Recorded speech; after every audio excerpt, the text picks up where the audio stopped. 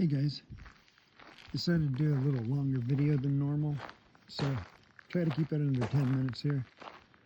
But when we first bought this property, it looked like that, like no road, no empty spaces, and this area here I've actually cleaned up a little bit. But we put the road in, and then we had electricity at the property line, so we had them bring that up.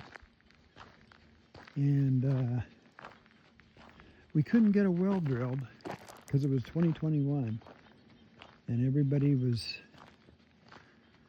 doing the same thing, buying property up here in the rural northeast Washington, and probably every rural area in the nation. But yeah, we put these little gardens in, and you'll see every little garden is fenced because we have deer and rabbit, and we like to see them come up on the property, so we don't fence the whole property. I think we might end up doing that soon. But yeah, if you have, like, you'll see everything is inside the fence because it gets neatly trimmed by the deer. So we don't have a well. Something happened in 2021 when we were waiting for the well driller that we ran out of the money. So my big takeaway is don't buy property without a water source, because the well is at least 100 feet and possibly 500, so it's going to cost a lot of money. That's our little sewer caddy. We live in the RV. We dump in the wastewater into that caddy, and then there's a septic field, that open area past the trees. That's a septic field that I made in 2023. It's all permitted. So we take that little caddy over there, and that's where we put our wastewater. And then this is water that we go out. We don't have to go too far.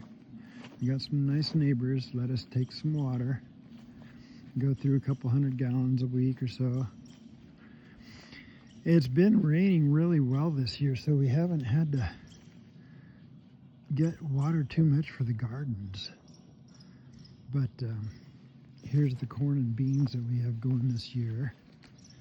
And then behind there is the hugel. And the hugel, if you don't know, is where you dig a big hole and you put rotten logs in it, and then you put more dirt on it, and then you put more rotten logs on it, and then you put more dirt on it. And so it's been pretty successful. I have a lot of lettuce. I planted some cucumbers and some watermelon just about a month ago, so that's going to be coming up. Right now I've got bok choy, I've got mustard, I've got turnips, I've got garden lettuce, and it's all direct sun. So I have a lot of plants that bolted. If you don't know what bolted is, it's where the seed comes out right away. It doesn't go through a normal maturity, it just bursts out to do its seeds. But you can eat it. You can eat the bolted plants. And depending on which plant it is, it's going to be bitter or not. You know, that wire may be giving you a headache, so let's just walk in real quick and look at the hugel. So all these posts came off of the property, and just to talk about taking trees out for a moment, once you take the trees out, see all those trees? They're not taking up a lot of space because they're shooting up into the air. Just imagine those trees being down on the ground. As soon as you drop the trees, you got a mess. What are you going to do with it? You going to hire someone to take it away? I mean, they'll take the lumber, they'll take the tree trunk away. Anything that's usable for milled lumber, you can you can sell that.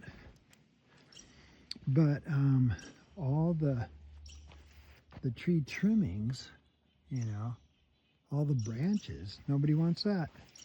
So you could get a real expensive chipper and chip it all up and make mulch out of it. The easiest way is put it in the ground, one of these hugels. So that's what we did.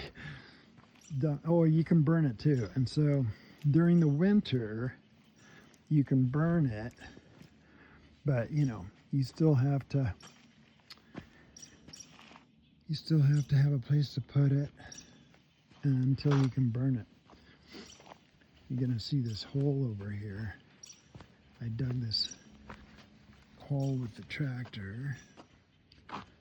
By the way, if you're gonna have 5 acres, 3 acres, whatever, of trees, you're gonna need a tractor and an excavator. You spend a lot of money renting an excavator to pull out stumps, because all right in this area were trees just as thick as anything else on the outside there. So after we cut them down, we had to pull them out. So I rented an excavator, pulled them all out. And yeah, in hindsight, I would have bought an excavator, but you know, I didn't have the money for that either. So you're gonna buy a piece of property like this, you can do what a lot of people do, and they just leave everything alone, and they do a 50-foot or 100-foot driveway, stick their RV or their house right there, and then just leave all of this alone. And that's not a good practice, because once we get away from this open area that I've opened up, you'll see that it's got way too much fuel. You know, Department of Natural Resources will come out here and look at this, and they'll give you maybe $1,000 an acre to clean it up. And what they mean is they want all this stuff off the ground chipped, and then they want a tree not closer together than 6 foot, which most of this isn't, but I've cleared this already. So you get back into here and you start seeing more than one tree close to another tree. But if you took out all the little trees, you'd be close to what they want, which is a tree every 6 feet or so. And if you have 2 together, that's not a big deal, as long as they're 6 feet away from another tree. And then if you have an open spot like right there, you know, right there, that open spot, then they're okay with you having a couple trees right next to each other. But anything that's dead, like that one pine right there, is dead. They want that gone and chipped up. Getting buzzed, so I'm gonna leave. See these little branches here? That's not really too bad. I've already come through here and knocked some of them off. But yeah, there's not a really good description. Well, here, see these branches right here?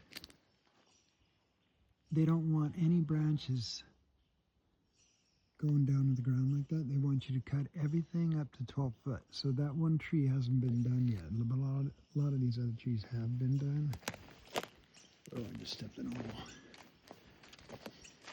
So we're getting close to 10 minutes, and the biggest thing I wanted to impress you with was, do not purchase property that doesn't have a water source. And if it does have a water source, like a stream or, you know, a spring, you have to have it tested, because it might require some, really high technology filtering, which you can do, but you need a water source. And if a guy's selling you land, you know, like we love this land because it's so gorgeous with all the trees and everything. But if a guy wants to sell you land like this without a well, tell him, nope, not until you put the well in. And the realtor will tell you, well, that's going to increase the price. Well, yeah, it's going to increase the price. That's okay. You want that water source. Believe me. So we're right at 10 minutes. Thanks for watching.